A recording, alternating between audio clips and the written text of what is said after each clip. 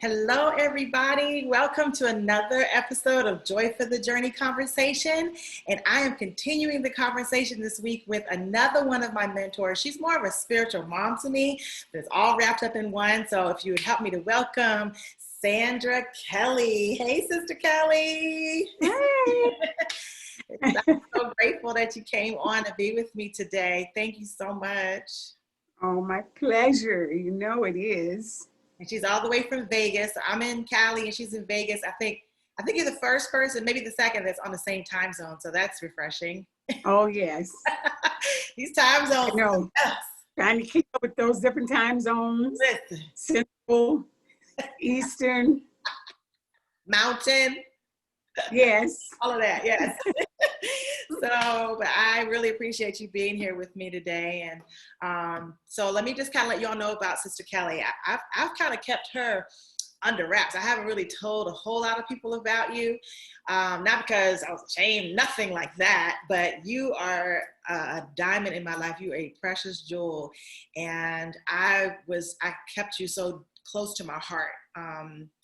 You have been instrumental in my life the past 10 years. I met Sister Kelly July of 2010.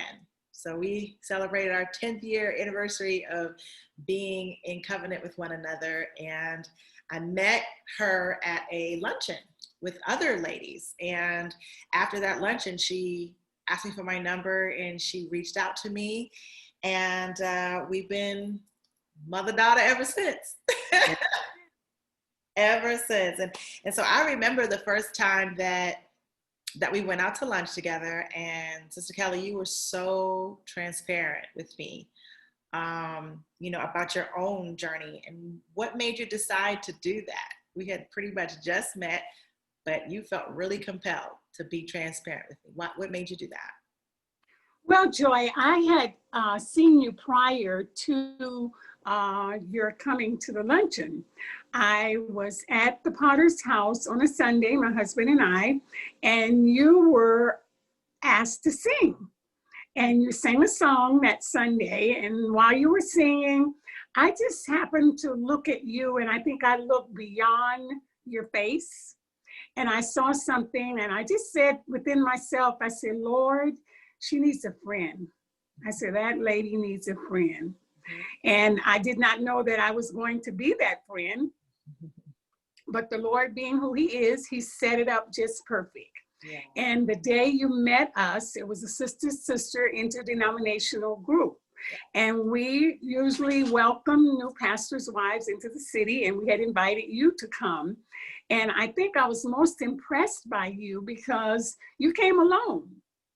Somebody coming from a big mega church. I just expected you to have this huge entourage, which you did not have. You didn't know us from Adam, but you just came as Joy. Yeah. And that impressed me. It really did. And from that, I realized that you were someone that could be touched and also someone that we could connect with. And so as we were eating, the Lord was talking to me about you. So when the luncheon was just about over, I thought, let me get her phone number. And then I said, what can I do with her? So I know we like to shop, all of us do. Yeah. And I knew we were new to the area. So I said, well, I'll get her number and just take her around to some of the boutiques in the city. Yeah. So that I did. Picked you up and took you around in the city of Denver to some of our little small boutiques and got you acquainted with some of the shop owners. And we just went from there. And as we were riding, we were talking, and I was telling you certain things, but I'm this kind of person. If I'm going to connect with someone, I don't want them to be surprised about me. I don't want to pretend to be something with you that you may think that I am, and I may not be there. Right. So I just thought maybe probably not at that particular time, but my husband and I had been through quite a scandal. Yep. So that being said, I knew there was a lot of gossip out there on the street. And I'm sure if you had mentioned my name to anyone, they probably would have said, well, let me tell you about Sister Kelly. Right. So rather than have them tell you about me, I wanted to tell you about me so you would know and get it right from the horse. Right. Right from the horse's mouth. Yes. From the source. We ain't gonna call it a horse. So that's why I opened up to you, and that's why I was transparent.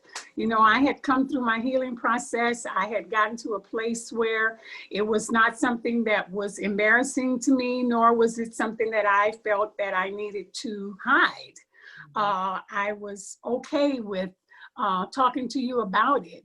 And then I sensed, as I said to you, as I saw you standing on that stage, I sensed that you were experiencing something, not knowing exactly what it was, but I knew that there was something going on in your life Now, because you needed someone.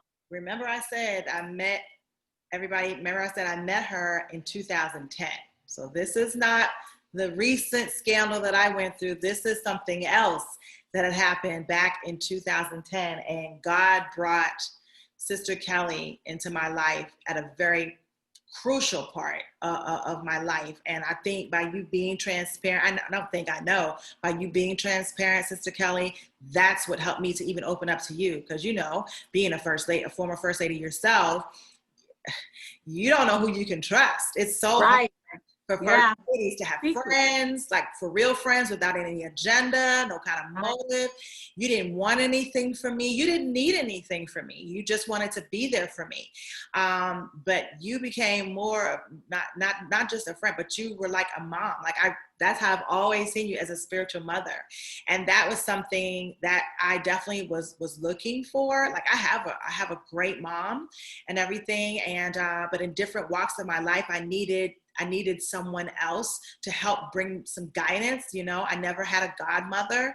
And so I think I was searching for something else to take me to the next level, not knowing that God was going to bring me a custom-made situation into my life, who had been through exactly what I was going through and getting ready to go through again. So I really appreciated your transparency, Sister Kelly, because a lot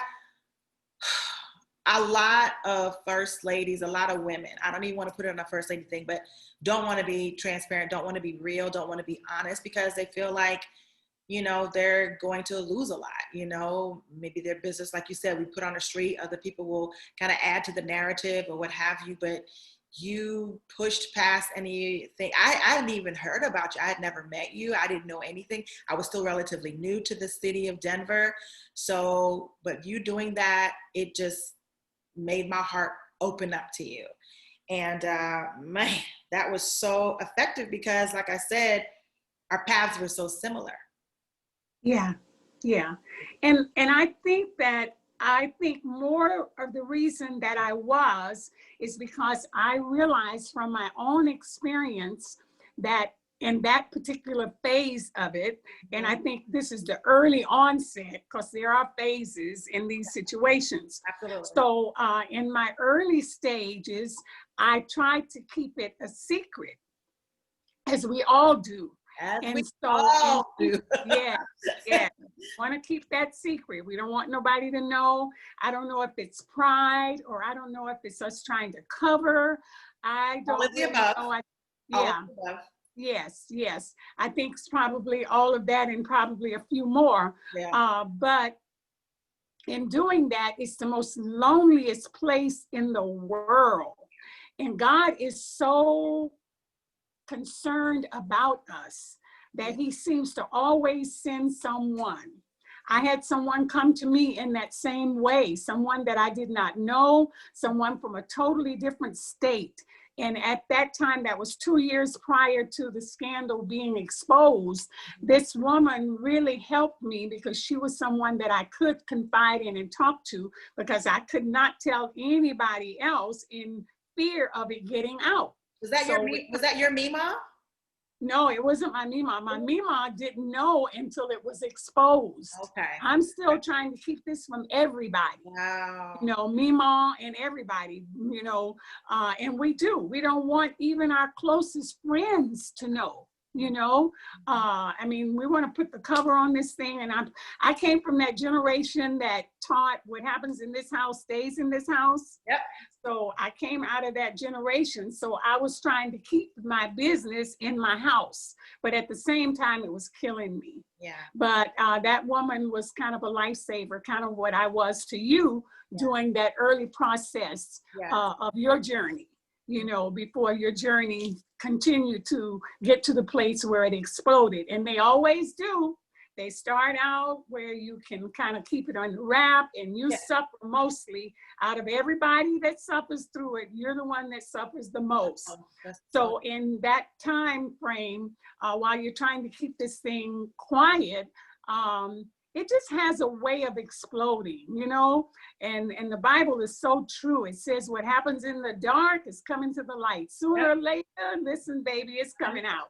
I don't care how hard you try to keep it covered, keep it undercover, keep anybody from knowing. And let me add this. We think people don't know, but they know. They know. They know when we don't know. Sure do. You know, we hide it. But I mean, there were so many people afterwards came to me and said, "Oh, I knew." And I'm thinking, okay, right. Really? You knew? Why you didn't tell me? Why didn't you tell me? Yeah. But like I said, Sister Kelly, you came into my life, you know, at such a pivotal moment, and I needed you to help fortify me spiritually. Like I had a great foundation, but it was like what I was getting ready to go through even more in 2017, from 2010 to 17, your presence in my life helped to prepare me for that and get me ready for that. So like I said, you know, this scandal that happened 3 years ago was not the first major issue you walked me through. You know, back in 2010, it never went public, but there was another issue, and God sent you into my life to prepare me for what was to come. You taught me how to consecrate. You taught me how to really turn my plate down. Like I knew about fasting, but like we took it to a whole nother level. I mean, Sister Kelly is very prophetic. She's very discerning. So she can look at me or hear my voice over the phone and just could tell she could speak into my life. And I knew that when she was speaking, it wasn't her, but it was really the Spirit of God speaking through her. And you really helped me to understand the importance of getting in such a place with God that no man and no woman could distract me from that and penetrate that place in God. You remember that? Do you remember that, Eric? Yes. Fasting and prayer is so important to our lives and especially our journeys. We have to get so close to God during those particular times because we won't be able to make it. We won't be able to make it without us connecting with Him in prayer and fasting. And I knew that's what had brought me through. Yes. And I knew that that's what would bring you through. Yeah. And I mean serious. I don't mean like, you know, taking a one day off and drinking coffee the whole time. I mean serious turning down the plate, some not eating, some just disconnecting from people altogether, just getting in a place where it's so personal that it's just you and God, and listening to your worship music. And you would go into your piano room and we would come in there and we'd get on our knees and we would pray and press through until God would come in and give you some assurance and give you some hope to know that you can get through this. Yeah. And I believe that's what helped me to not be on an episode. You ever heard of that show, Snapped? Yes. I understand. Woo, listen, because we almost was there. We was almost on that show. Right. But I'm telling you, I really believe it was moments like that where, you know, that helped me to just be fortified and strengthened for the days to come. So, you know, in 2016, you relocated from Denver to Vegas. Yes. While that was so hard for me, you know, I knew that what we had was not seasonal. I knew that it was going to be probably for a lifetime, you know, because we kept in touch. And then you came to visit. You have, you know, some of your children, one of your sons and his family, and one of your daughters, and her family still lives in Denver. And so you were coming to visit them. And when you were in town on March the 2nd, 2017, yes, my life went boom. Yep. It went boom. And you just happened to be in town. And you were the first person that I called, It was late in the midnight hour. Mm-hmm. And I just remember screaming on the phone. And I don't even remember the things I said to you or anything, but all of a sudden I knew you were you came into my room. You got over my house somehow. I can't even remember the time that had passed. I don't know, but man, what went through your mind, Sister Kelly, when I called you that night? Well, when you called me that night, I could hear a lot going on in the background. And you did say to me that the police were there. And I said, okay, Joy, I'll be there in a few. And so I woke my son up, and we didn't live that far from you. So I'm thinking I probably got over to your place within about 10, 15 minutes. And then when I walked in, yes, the police were there. Chris was sitting in a chair. And when he looked up and saw me, it was almost like he saw a ghost. Because let me tell you right now, he had the utmost respect for you. Like, yes. Even people who do wrong, they know when God is around. And he always had respect for you. He honored your position in my life. He honored your position just as a woman of God and a woman of power and faith and a prophetic word and discernment. He honored that because he knew who you were. Mm-hmm. Mm-hmm. So you came in and yeah, and he looked at me and I looked at him and I did my hands like this to say, what's going on, and then that's when he directed me to you because you were in the bedroom. And so I came into the bedroom, and that's when you proceeded to tell me what had taken place. Yeah. And I'm so grateful that God just happened to orchestrate. Nothing just happens. No. Out of all the times when you could have visited your church, like you happened to visit during that time. Yeah. Nothing planned, Mm-hmm. And God knew that I was going to need you. My other mentor who I interviewed, her interview and our conversation aired last week. And she was in Dallas at the time, so she couldn't get to me. I have a whole girlfriends tribe. Most of them, none of them, I didn't have any really girlfriends, long-standing girlfriends in Denver. And so all my girlfriends were out of state. So, but you were there. And I was so grateful for that. I'm telling you, that's what helped me not to end up on an episode of Snapped or 2020 or Dateline or the 6 o'clock news. But you for the past 10 years, you've been such a constant and consistent and stable presence in my life. And, even as recent as last week, Sister Kelly, you were still giving me godly wisdom, and so what do you think are the ingredients to a healthy spiritual mom-daughter relationship? Because I've had a few, and that one that ended up in the scandal, that was a daughter to me, and I was like, well, did I do something wrong? Did I miss the mark here? So what are some signs or something that that's a healthy spiritual mother-daughter relationship? Well, I'll talk about the relationship between you and I. What made me know that was a God connection. And I think it goes back to the beginning of our conversation when I looked on you and I saw that you really needed someone, not knowing that when I made that statement that I was going to be the one. I think it was really God orchestrated. And I think when God does orchestrate, sometimes we reach out and grab people and bring them into our bosom. Not to say that God has given us those persons, but when God gives us a spiritual daughter, then that's what we have. And I think the thing that holds that relationship together is the respect that we have for one another. Yes. And then not crossing boundaries. You have to be very careful of those. Even though we're close and we're connected, there's still certain boundaries. There's still certain things in your life or certain areas that I know that I am not to cross. If you open that door, then that's another thing, but I'm not going to force my way in. And I think that to be not judgmental, and not critical, and be very open. And I think I could be all of that for you because I had already sat in the seat that you were sitting in. And I had someone that was very patient with me. And it does take patience because you're hurting and you're trying to help that person get over all of this bitterness and this anger and all of this rage that comes into their minds and into their heart. And you have to hang in there with them through that process. So you have to be patient, you know, and you have to be understanding. And you had to be all of that with me because there were times where my emotions were like, woo! I'd call you just crying and just, it was very painful. Yes, yes it is. You know, and you know, had a front row seat in that journey, in two seasons of my life, very painful. Yes.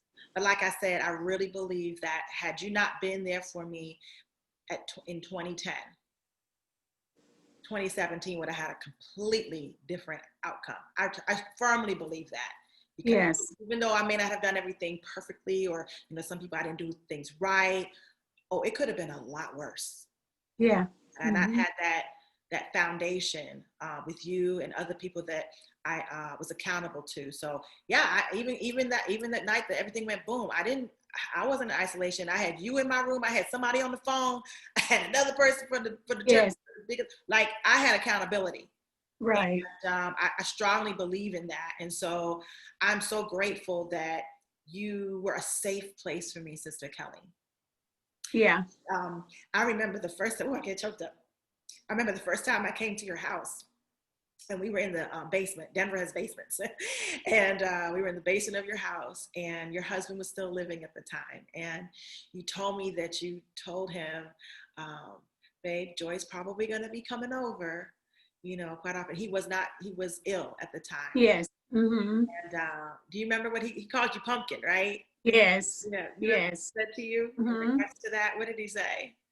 Well, he said to me, Pumpkin Joy can come over whenever she wants. You know, he let me know that our doors were open to you. I had shared some of what your situation was, and he knowing what he and I had gone through. Well, surely you want to give somebody a safe place. You want to be able to help them through their healing, and let them know that they are not alone. And I think that's what he wanted me to let you know, that we're there for you. And I was so grateful for that. And just seeing your marriage, you know, I was there all the way until he had passed away, and just being there for you. I had just met you a few months prior to his going home to be with the Lord, and just seeing, man, that day, your love for your husband. It was such a beautiful thing.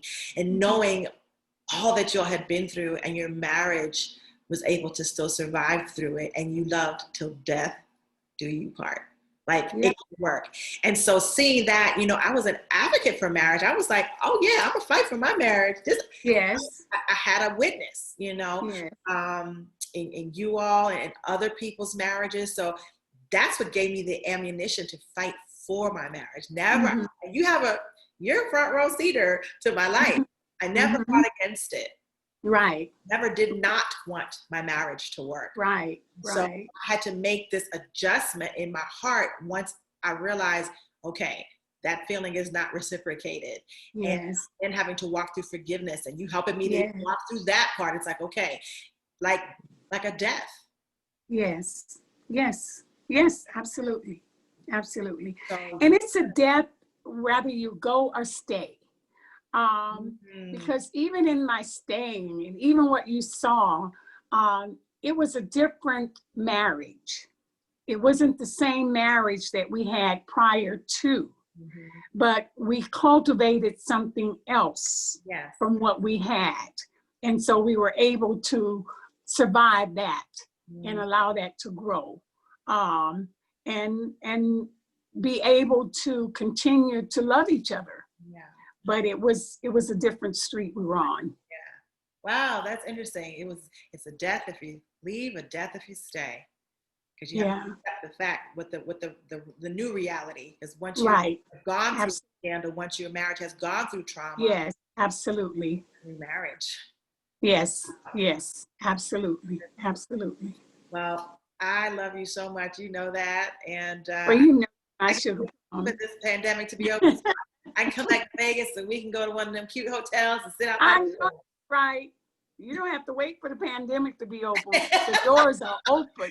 Yeah, I was with Sister Kelly one Mother's Day. I couldn't get to my mom quick enough. I was in California at the time, and I called Sister Kelly. I said I would love to spend Mother's Day with you if that's okay. And she's like, absolutely. And got a hotel, and we just hung out. So that I honor you in my life, Sister Kelly. You will always have such a special place and space in my heart for what you have done for me, and I will be eternally grateful for the place that you have in my life. And I believe that, Joy. I really, truly do. And I think that you will be able to do that for someone also. It's kind of like seeds being planted. And it's like I said earlier, it's almost like we wear a brand once that has happened to us. And it's almost invisible to others. But those of us that have been down that road, it's like we recognize it right away, Yes. you know, and to be able to open your heart to someone and to give them the support and the love that they need, because we're sisters. And I get choked up because I know the pain that can bring. Yes. And you feel so lost and destitute.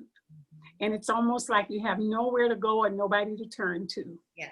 But just to know that there's some sisters out there that have overcome. That's why I want to be there for other women. What you have done Yes. for me, I've been able to actually give to other women, even through my healing journey. And yes, especially these last 3 years, you know, because everything was so public. And so I had to heal in public. Yes. And what you all, my mentors, different ones in my life have done for me is helped me to, like you said, plant seeds. You've planted seeds in me, and I can plant seeds in others. So you're going to get an ROI. You're going to get a return on your investment in my life. I promise you that, sister. I promise you. I'm already getting it. I promise you that. So thanks again for being on this Joy for the Journey conversation with me. Oh, my pleasure. And I'll continue to be on this journey with you as we walk it out. Amen. We're going to have joy all the way. All the way. Happy. Hey. Hey. All right. I love you. Love you too. Bye-bye. Bye.